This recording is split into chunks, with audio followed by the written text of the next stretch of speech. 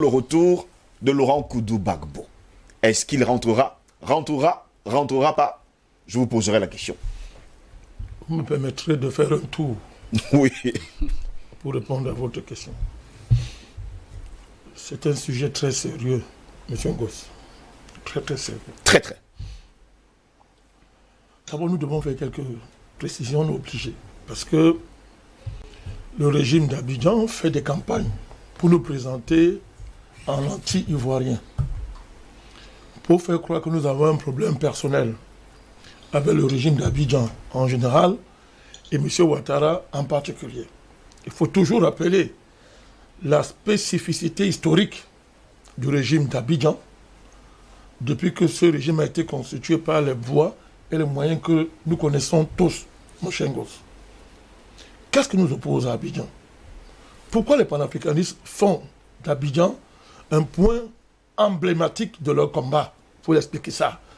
Il faut expliquer ça pour ôter les prétextes à l'ambassadeur de Côte d'Ivoire, Yaoundé, qui nous suit à la trace et qui s'organise pour porter en tête non seulement notre honneur et même à notre intégrité morale, mais si c'est possible, même porter atteinte physiquement à nos différentes vies. Oui. Nous sommes au courant de tout, c'est le fait depuis 10 ans, et c'est encore plus vrai maintenant, de toutes les initiatives qui ont été prises pour nous éliminer physiquement. Dieu veille sur nous. Amen. Dieu veille sur nous. Le régime qui est à Abidjan est un problème sérieux pour le continent. Et qu'on ne peut pas justifier le silence, soit par respect de la diplomatie, soi-disant, de la souveraineté des États. Je suis attaché à ces principes, mon cher Ngoz. J'y suis attaché. Mais est-ce qu'on peut dire aux Français de respecter la diplomatie et les principes de souveraineté alors que le pays est occupé? Pouvait-on dire aux patriotes camerounais, dans les années qui ont possédé l'indépendance, de se taire parce qu'il y avait le fait colonial qui était devenu légal, c'est-à-dire un fait colonial, voie de fait, c'est-à-dire la barbarie, la sauvagerie, mais qui est devenu légal par le fait même de ça, pas son fait, c'est-à-dire je suis fort, je pille ta maison, j'arrache ta maison, je suis fort, je m'y installe, dès que j'y fais 1 an, je commence à dire que non, c'est ma maison. On dit non, il est déjà là, on ne peut plus le chasser comme ça. Il est déjà là. Mais tout le monde sait que ce n'est pas ta maison. Oui. Mon cher Ngoz. Dans ta maison, est-ce que nous pouvons demander aux patriotes africains de se taire et de laisser le fait colonial, de le magnifier, de le bénir, au nom du droit de l'époque, mon cher Ngoz, au nom de la diplomatie, au nom du fait qu'il ne faut pas énerver les Blancs qui sont trop forts et qui vont nous civiliser, sinon ils vont repartir avec leur génie civilisationnel, mon cher Ngoz. C'est de cela qu'il s'agit, mon cher Ngoz. On ne peut pas se taire devant ce qui se passe en Côte d'Ivoire. Ce régime est différent de tous les régimes qui nous ont précédés, du moins jusqu'à son arrivée. Il faut le dire pourquoi. Avant, mon cher Ngoz, on avait des États en Afrique, avec toute leur tare, vous comprenez? Oui. Avec toute leur tare.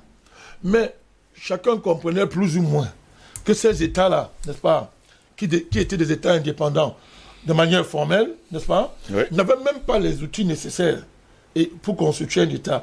Et qu'il leur fallait des années, vous voyez, même 50 ans, pour que les bases d'un État soient mises en place. Vous comprenez? C'est une analyse historique. C'est-à-dire qu'il fallait ces bases-là. On pouvait comprendre que ces pays-là, pour la plupart africains, qui n'ont pas eu d'horizon à l'indépendance, que l'horizon colonial, n'est-ce pas? Que ce soit en termes de formation, que ce soit en termes de tutelle, que ce soit en termes des accords les plus honteux, n'est-ce pas? Qui ont encadré l'avènement de l'indépendance, que ces régimes-là aient des hommes comme les Mobutu, et des hommes les plus, un produit, quelques figures très ignobles, qui font honte au continent. Soit. Mais M. Ngoz, 50 ans après, 60 ans après, avec les avancées de l'éducation, avec les changements qu'il y a eu dans le monde, avec toutes les avancées que l'Afrique et le monde ont conquis, M. Ngoz, il y a des principes, il y a des choses qui sont inacceptables, qu'on ne peut plus accepter. On ne peut pas accepter, mon cher Ngoz, qu'après tout ça, des gens qui nous ont fait rêver, qui sont là à l'école, et qui appellent d'autres présidents illettrés, sans diplôme. Je parle du président Ouattara, c'est ce qu'il dit. Il traite ses pères comme ça. Il dit, moi j'ai été à l'école. Tout ça. À l'époque, on l'a présenté comme un génie de l'économie. On l'a présenté comme, c'est-à-dire qu'il était même l'incarnation même de l'économie, d'intelligence économique. Nous avons rêvé de voir un Africain, directeur adjoint du FMI.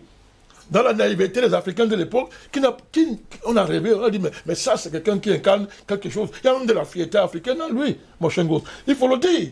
Moi qui vous parle là, j'ai admiré Ouassane Ouattara. Parce que l'ambassadeur du Côte d'Ivoire qui parle autant nous accuser, doit le savoir.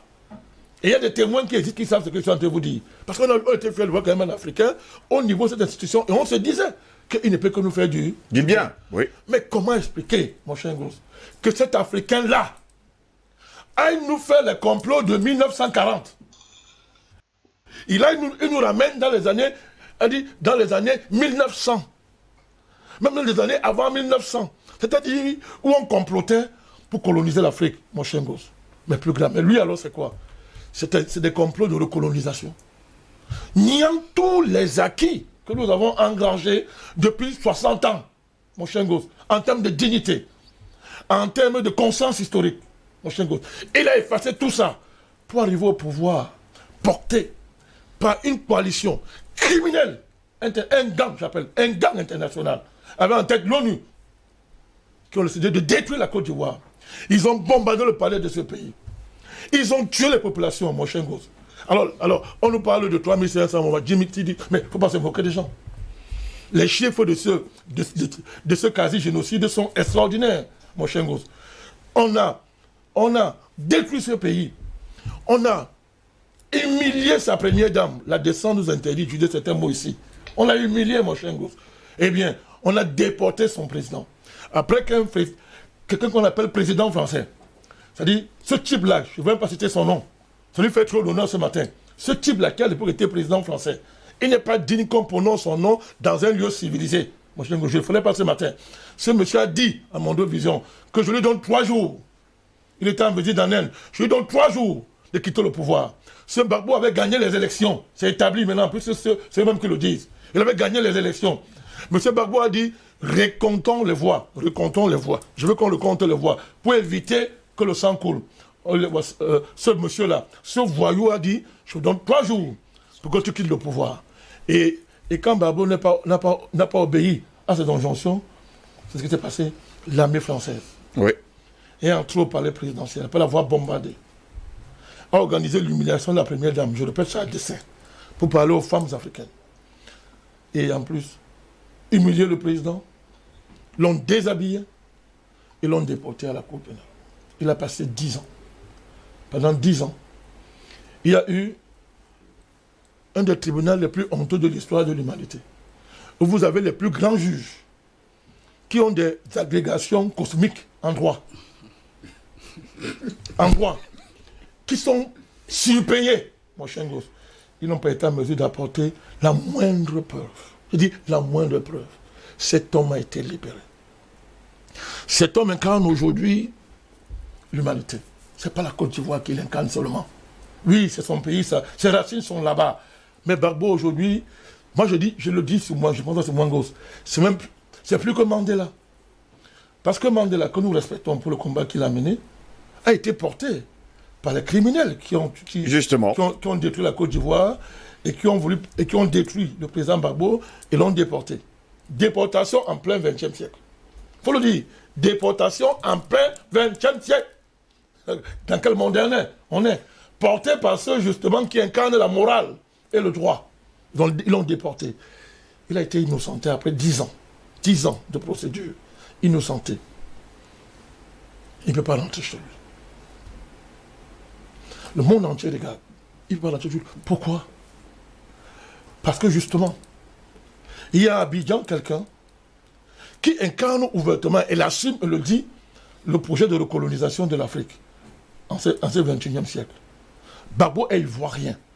M. Ouattara n'est pas ivoirien. Ce n'est pas une injure que de le dire. Il n'y a pas de débat là-dessus. Ce n'est pas une injure que de le dire. C'est un fait. On ne peut pas avoir honte de son pays. Si quelqu'un a honte de son pays, c'est son problème. Nous, on rappelle qu'il est burkinabé. Il n'y a pas de honte à être burkinabé. Monsieur Ngos, on ne peut pas être burkinabé et être ivoirien. Ça ne marche pas. Gbagbo est ivoirien. Il veut rentrer chez lui. On lui dit, pour rentrer chez toi, arrête la politique. Va habiter dans ton village. Autrement dit, pour entrer chez toi, déshabille-toi devant M. Ouattara. Divinise M. Ouattara. Prie-le qu'il est le Dieu du ciel et de la terre. Honore-le avant de rentrer chez toi. M. Ngoz, c'est inacceptable. Alors, il faut interpeller le monde. C'est le monde qui est interpellé. Je sais, on n'est pas naïf, mais il faut toujours parler, M. Ngoz. Il faut construire la conscience morale des gens. Je ne m'adresse pas aux puissants de ce monde, je ne suis pas naïf, puisque c'est ceux qui ont organisé tout ça. Mais je m'adresse à ceux qui ont cru aux chartes internationaux, qui croient au discours universaliste des structures comme l'ONU. Ceux qui ont cru que l'Union africaine valait quelque chose. Je parle à ceux-là. Ceux qui croient à la CEDEAO, qui va s'agiter au Mali, mais qui ferment les yeux sur ça, sur l'indécence la plus élevée de ces dernières années, mon cher Ngoz. J'appelle ça l'abjection qui se taise et regarde. Ce qui se passe en Côte d'Ivoire. Si quelqu'un qui a un pays se tait, il le subira demain, mon cher Ngoz. Il le subira. La Côte d'Ivoire vit un néo-apartheid. Moi, moins fort ce matin, je le dis. Je peux démontrer, j'ai tout le peuple que je dis. La Côte d'Ivoire vit un néo-apartheid. On est en train de remplacer le peuple ivoirien par d'autres peuples. C'est pas normal, même s'ils sont africains. C'est pas normal. Aucun de vous n'est pas accepté ici qu'on vient te chasser dans ta maison, on y met quelqu'un d'autre en disant que non, c'est la fraternité, vous êtes même frère, machin et consort. Comme quelqu'un a appelé l'autre jour, hein, pour dire que non, c'est le panafricanisme, ça a dénoncé que les... Qu'il a dit, vous dites, dans le panafricanisme, qu'il a d'abord lu, il va savoir ce que c'est. Ce n'est pas être panafricaniste que de faire ce qu'on fait en Côte d'Ivoire. Ce que nos frères maliens, burkinabés, autrefois en Côte d'Ivoire, ce n'est pas du panafricanisme. Évidemment, ce n'est pas tous les populations de ce pays-là qui le font. Ils sont portés par des dirigeants et des dynamiques de manipulation présidées par la France et cette communauté de ce gang international qui les entraîne dans des dynamiques qui sont très dangereuses, mon cher Ngoz. Donc je t'ai dit qu'on est en train de remplacer le peuple ivoirien dans son pays. On veut faire une Côte d'Ivoire sans aucun Ivoirien. On peut accepter ça, mon cher Ngoz. Au niveau de la mer, c'est grave. Au niveau de la mer, c'est grave. Au niveau de l'établissement des pièces d'identité, c'est grave. Au niveau de la naturalisation, c'est grave. Est-ce que c'est normal aujourd'hui que des millions de Burkinabés sont naturalisés ivoiriens? Nous, on se tait pour ça. Est-ce que le dit veut dire qu'on est contre le Burkina Faso? Moi qui défends le Burkina Faso tous les jours? Tous les jours? C'est normal ça? Peuvent-ils accepter eux qu'on fasse l'inverse chez eux? Mon cher Ngoz, à tous les niveaux, il est en train de faire quelque chose de terrible avec les Français. Les Français ont tout pris en Côte d'Ivoire. Et quand ils ont fini de prendre, M. Ouattara et l'entreprise qu'il a créée, lui et sa femme, c'est une entreprise. Hein. C'est un couple extraordinaire, c'est une entreprise. Ils prennent tout. Et pour couvrir ça, ils ramassent les populations de la sous-région qui ne sont pas au cœur des enjeux et les amènent pour servir de quoi? De masque. C'est-à-dire de masque pour couvrir ça. Pour donner une base socio-ethnique à une dynamique qui n'a rien d'africain, qui est une opération franco-internationale de pillage de la Côte d'Ivoire, mon cher Ngoz. On fait des choses terribles en Côte d'Ivoire. Les dozos, qui les forment? C'est la LICOM. Et demain, maintenant, vous dites que Macron ne sait pas. La France ne sait pas ce qui se passe en Côte d'Ivoire. Quand on dénonce, c'est un sentiment anti-français. La France n'est-elle pas en train de voir ce qui se passe en Côte d'Ivoire? Elle ne voit pas? Si elle n'est pas complice. Non, je fais exprès. C'est elle qui organise. Bon, c'est pour ça que Macron il va dire que les jeunes n'étaient pas là. Qu'il a trouvé. Mais il n'est pas en train de voir. Il a trouvé au point de venir oser faire, dire qu'il va transférer un métro à Abidjan. Et le scandale du siècle. 39 km, 1000 milliards de francs CFA. Il dit 39 km, 1000 milliards, financés par le Trésor français. Donc, directement par M. Macron, qui va être remboursé par les Ivoiriens. Vous savez pourquoi il fait ça? Évidemment, il va prélever directement les commissions qui vont être remboursées par les Ivoiriens. Mon cher Ngoz. Macron dira qu'il ne sait pas, qu'il ne voit pas. Et un monsieur comme ça qui porte un tel régime peut parler dans le Conseil des Nations, peut parler aux Africains. Des gens qui sont complices d'un tel régime peuvent-ils donner des leçons à d'autres pays de démocratie, de droits de l'homme, machin et consort, alors qu'ils sont en train de cautionner un néo-apartheid en Côte d'Ivoire, qu'ils organisent? Les Américains sont dedans, mon cher Ngoz. L'Union européenne est dedans. Les Anglais sont dedans. Mais c'est un complot international. C'est un complot néo-apartheid contre la Côte d'Ivoire. On ne peut pas se taire, mon cher Ngoz. Il n'y a pas de conditions à remplir pour entrer dans son pays. Il n'y a pas de conditions. Les seules conditions qu'il faut remplir, c'est les honneurs qu'on a réservés à un ancien président, c'est la moindre des choses. Il n'y a aucune condition à poser à M. Gbagbo. Et nous le disons ce matin, mon cher gosse, pour chuter par là.